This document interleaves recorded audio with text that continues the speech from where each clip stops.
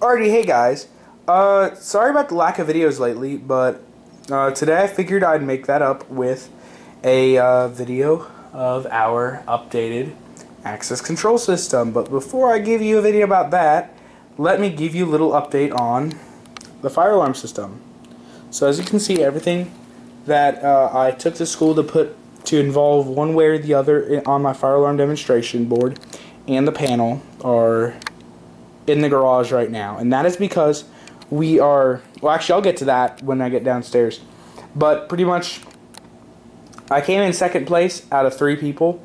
The judges really got a kick out of my setup. It was really hard. I actually couldn't even move it. We actually had, thank God the demonstration was excuse me, the competition was at my home school where we didn't have to transport it, because if we were to have to, like, say, transport the board to the front of the school, I would have to load it in my teacher's truck, where we would have had to haul it up to the front of the school, because there had to be a big back to it just to be in the size requirement. So that kind of messed things up a little bit. But overall, had my apparently had my my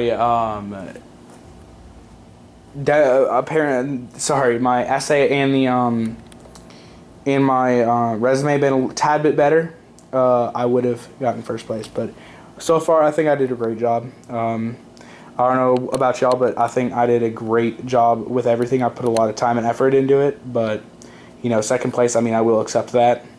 So anyways, let's go downstairs and I'll give you a look at the access control system.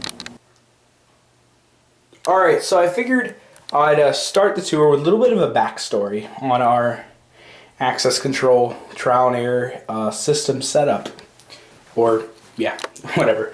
So this doorway up here used to be, once we moved into the house, this used to be a door, and we decided to take it down to move, so we could, you know, move into the house, move all the furniture and stuff with ease without having the door getting in the way. And we never really put it back up. And about a year following our settling in our new house, you can actually see the old hinges right here and then down there. We actually found a piece of square board that was about this high up, and we put it up, and with hinges, of course, and got an electric strike we bought at the Habitat store, and used one of those little cheap little access control keypad thingies that, you know, have a keypad built in, key fob reader, and doorbell button, everything built in. And for a basic or beginner like that, it's a great setup. You know, it's a great, very easy thing to use with, you know, with good results. But, you know, we're more advanced than that now, so I'll show you our more intricate system soon. But this door has taken the abuse. It's the second actual door we've used. The first door was actually the one that used to be up there, and that pretty much just fell apart. Because it's just not meant to be, you know, modified to the point where we did it. It's just meant to be put up and set and just there, you know, for years and years. All these holes, by the way, were drilled by us, both for modifying the location of the door closer and this thing. I don't know the technical term for it, but it's pretty much the thing that prevents a door from being opened too much. So that's what you find in a lot of commercial doors. And by the way, I do want to give most of the credit to my brother 22408 Aaron on YouTube, as he did pretty much all of the work. I take really no credit for doing any of this.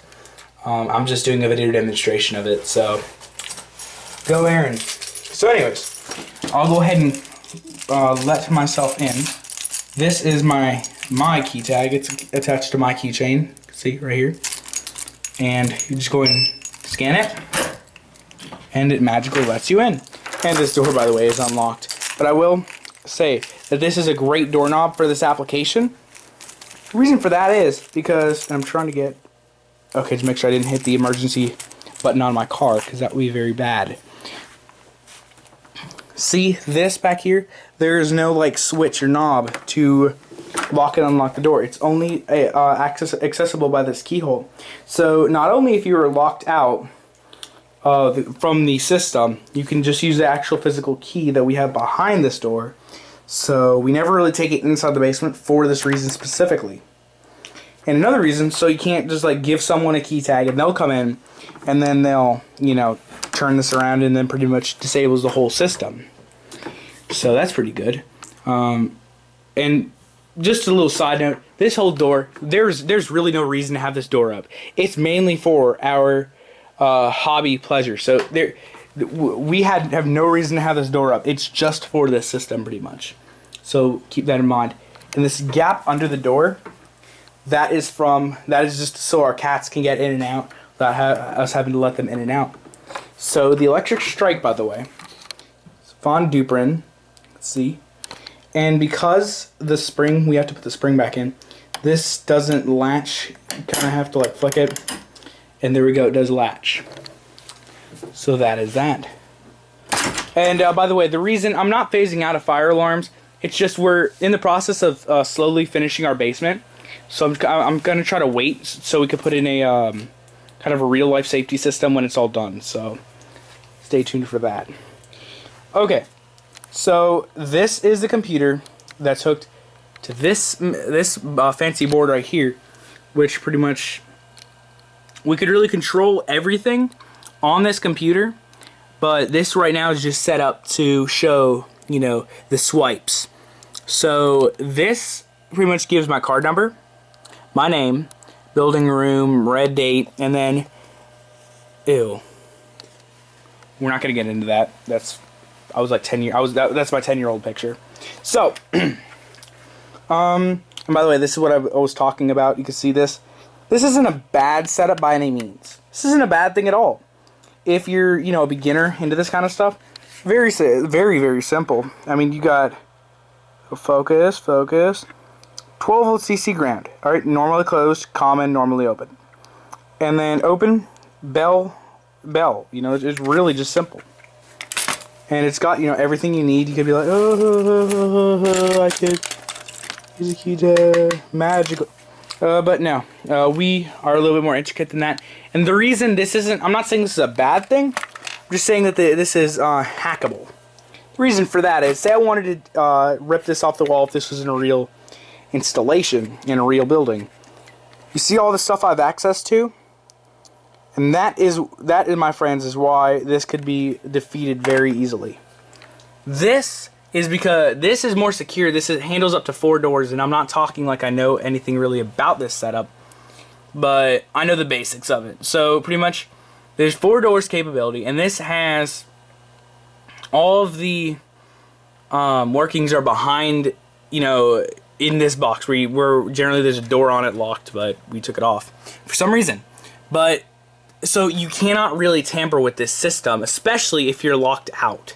If you don't have access into, you know, the basement, you especially don't have access to this. And that's what makes the system really safe. To say, if I wanted to go into here, rip this off the wall, because it's not very hard at all. Really, this is just a piece of plastic. And I were to say, touch the wires. Well, they're not going to do anything because, you know, this doesn't look for like pulses of, you know, touching wires. This looks for codes from my key tag. That's what unlocks the door, not like simple pulses. So that's what causes this system to be a lot more secure. And again, I'm not dissing that keypad or saying if you have it hooked up to your door it's a bad thing. I'm just saying that there are better ways to do it, more secure ways, but you know, to each his own. So this is door 3 and that's door 4 over there, which I will get to in just a second. This is a 650 pound, I believe, magnet that could, it's an electric magnet, which I think is 12 volts are holding this closed. And you can see on the bottom it doesn't really lock because there's nothing holding the bottom in. But the top, you know, it's not going to open at all, which is pretty nice. See, we got this red unmarked button, which is the push to exit button. But in case you're too lazy or you need hands free, we got you covered. We got this foot pad with a little micro switch in it. It's a little rough because it's riding up against that wood, but that's that. And if you heard that relay, I don't know, but it's a relay from the system over there. So it's not just like you have to push this and hold it for the duration of, you know, opening the door, because you know, some systems you can see that this is pretty much just directly cutting that magnet off. cutting the power supply from that magnet. And again, that's not bad, it's just harder to work with. This, you push it, and 3 or 4 seconds later, it locks again. So it gives you a little bit of access, time to get out without, you know, having to hold the button in. So I'm going to go ahead and go outside.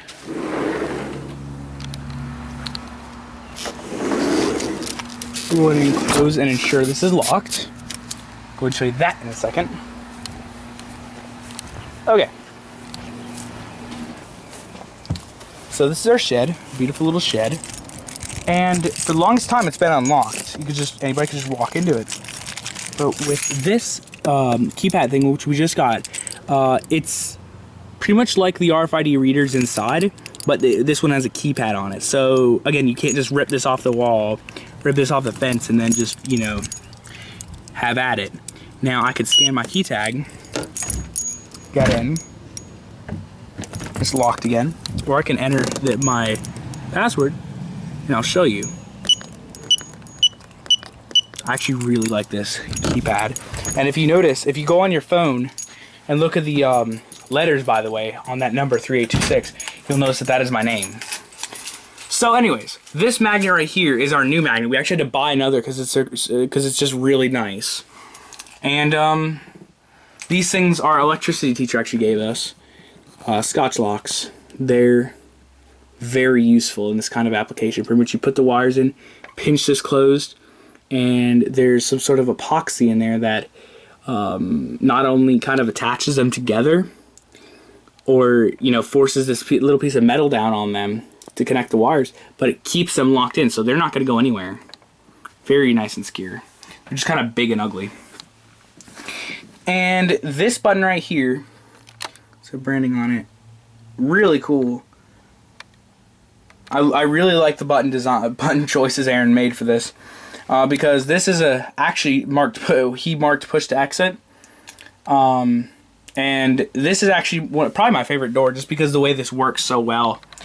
You just push it, and you can push the door open, or pull it closed, and it locks instantly. You don't have to like fumble around with it.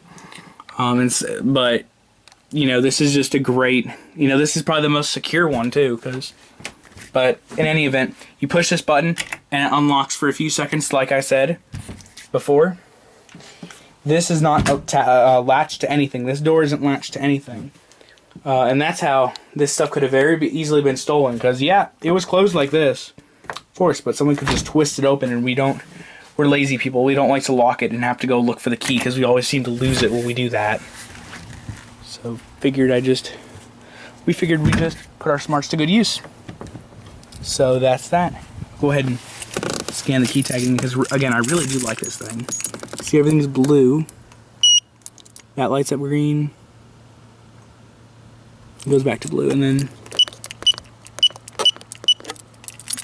really cool. Really simple too. It's back to locked. So let's go back over here.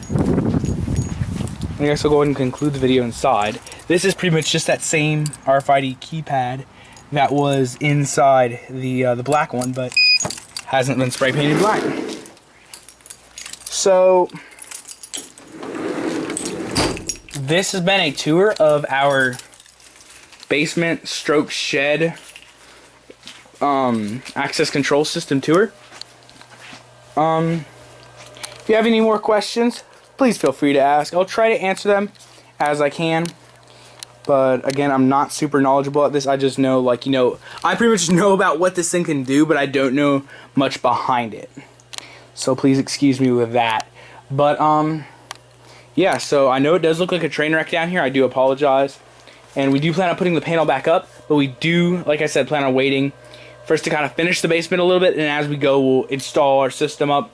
So it'll be more of a permanent installation of more of a real life safety system, because we have the materials to do it. We just don't do it because we don't, you know, we can't keep the alarms set up long enough, or, you know, we just don't put forth the effort. But this time we really do plan on it, because, you know, we do have a great we're blessed with a great basement to be able to do this.